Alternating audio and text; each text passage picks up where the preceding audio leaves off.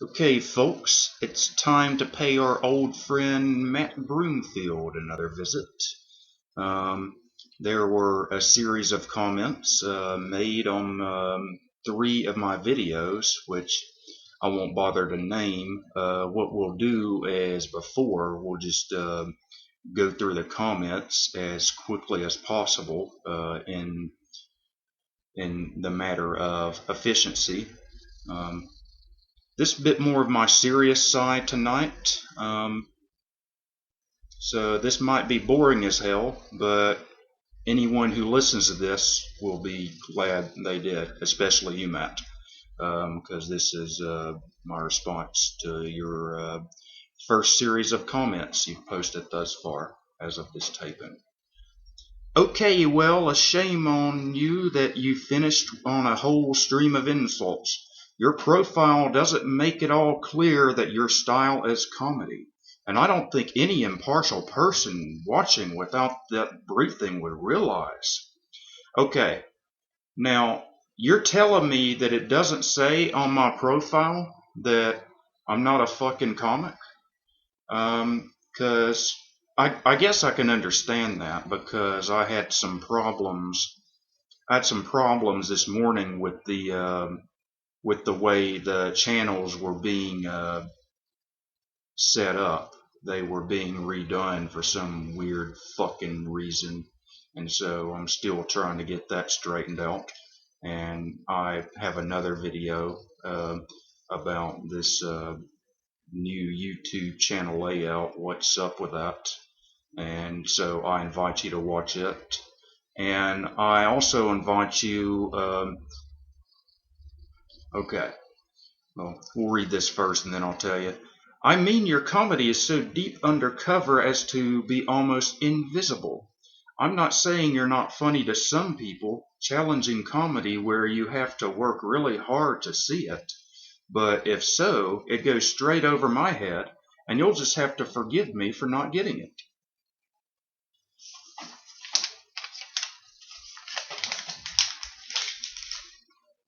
That's reasonable enough. First of all, I should explain my comedy. There's another video that you might want to see about this, about my videos. It is a video entitled About My Videos. And apparently no one has yet to see it. So I invite you to view that, and maybe that will give you some further explanation on my form of humor and what type of audience it is intended for. So I forgive you for that one. In fact, I'll tell you what I'll do right now. I'm going to take this Wonder Bucket down, put it on the floor here, and that will signify that right now is pretty much the real me at this point, that I'm not making an act. I'm just going over some shit and just explaining stuff so you'll know better. And by the way, I do appreciate your comments. Whether they're good or bad, any kind of feedback is going to help me figure out, just do a better job at this this whole stand-up thing, which I'm working on. It takes a lot of practice. It's a lot fucking harder than it looks, folks. Okay, on to the next one. The issue, okay, this is about the whole porn thing. The issue is not that children getting abused by adults is a bad thing. Of course it's a bad thing. But you don't change the law just because a bad thing happens. Or it even happens a few times. Catholic priests are still allowed to be on their own with school kids, and thousands of them abuse kids. Even more teachers abuse kids, but still national law is not changed.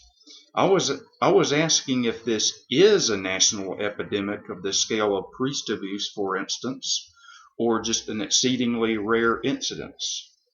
incident. Excuse me. Well, as far as I'm concerned, if something like this happens at all, one motherfucking time, especially if someone such as a priest or a teacher who is highly trusted by society takes advantage of children, then yeah, something ought to be done. Nothing is getting done, but something should be. Now,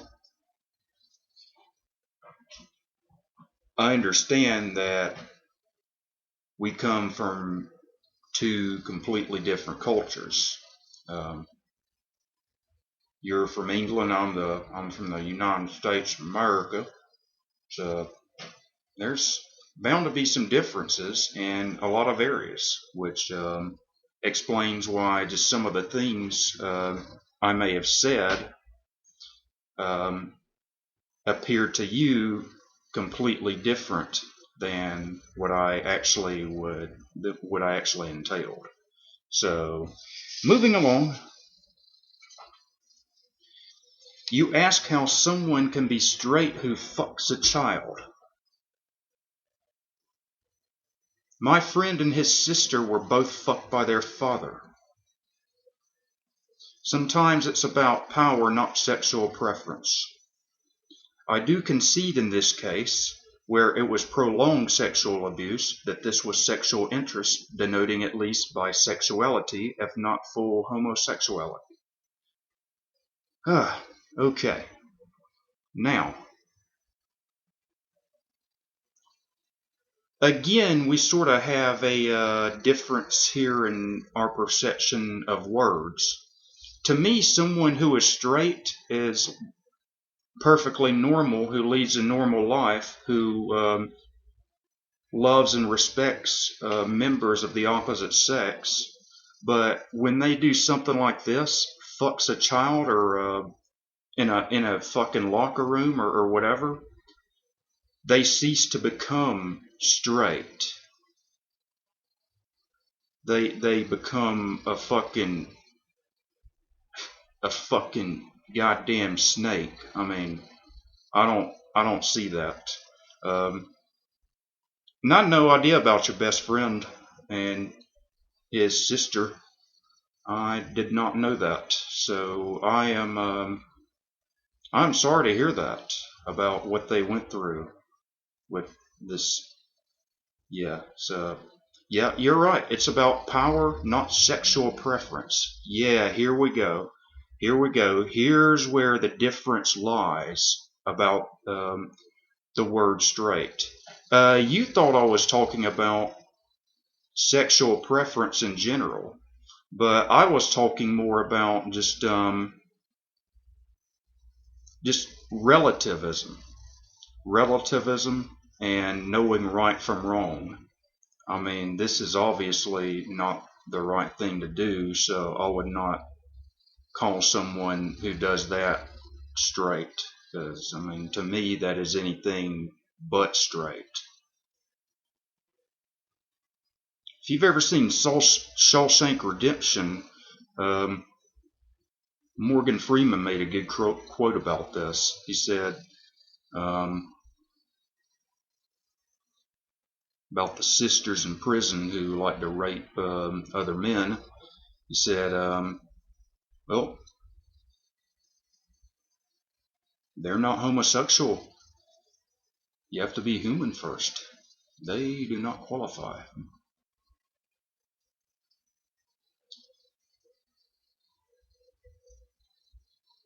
So, I was not familiar with the distinction between the words, here again, words, gay and faggot. But I recognize now that you have explained that you make such a distinction. Fair enough. Exactly. Okay. So now we're getting somewhere with this. As I said, though, to reiterate right quick, gay simply means that you prefer others of the same sex. But faggot can mean the same thing in a sense, except for you're faggot can also mean asshole. You can be a motherfucking asshole, but not be gay. So, essentially speaking, I believe there's a comedian who is one of my influences by the name of C.K. Lewis. You may have heard of him, and I believe he said that there's a distinction between those words, so you might want to check him out. Okay.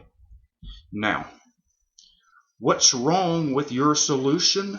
Your solution to the problem of male child rape in locker rooms is to let heterosexual males share the same locker rooms as females and girls, thus increasing the number of children exposed to potential rapists by a factor of 10x. First of all, just out of curiosity, where do you get the measurement for this kind of thing? And second of all, this was simply part of my comedy, which involves a lot of just extremely superlative hyperbole, which means basically that I just take an idea and just blow it just so far out of proportion that any reasonable person would know that I'm using it to make a joke, to entertain. I mean, not that I wouldn't mind fucking a hot chick in a locker room, but I certainly didn't say anything about children, though. No, that's neither here nor there as far as children goes. That's bad. That's like suggesting that my solution to anti-Semitism for Jews in Nazi Germany was to take them on a vacation to Auschwitz. Well, it's pretty funny. Alright, gotta move on here. Alright. Gay marriage? The most pressing issue to gay people right now. Why shouldn't they get married? You're agreeing with me on this statement right here. What disgusts me is that with all of the problems that you accurately point out, that Catholic Church prefers to spend its time and money fighting against gay marriage instead of helping the poor and the desperate. I agree on that one too. Meanwhile, gay kids are committing suicide in record numbers. On each one of these statements in your paragraph that you wrote here, you agree with me 100%. So that's my opinion. I didn't say that they shouldn't get married. I said I don't give a shit whether they get married or not. But I didn't say I was for it or against it. But what I am against is that the government and the church has to step in and intervene like a bunch of fucking idiots when we got people eating out of trash cans, for God's sakes. And as you said, not only gays, but many children are committing suicide. And the economy over here, I don't know how it is in England or United Kingdom, but over here it fucking sucks, and it's just awful. We got much bigger fucking problems to worry about than whether or not gays want to get married or not. That is fucking ridiculous. So I agree with you on that last statement. I'm about run out of time here, so stay tuned for part 2.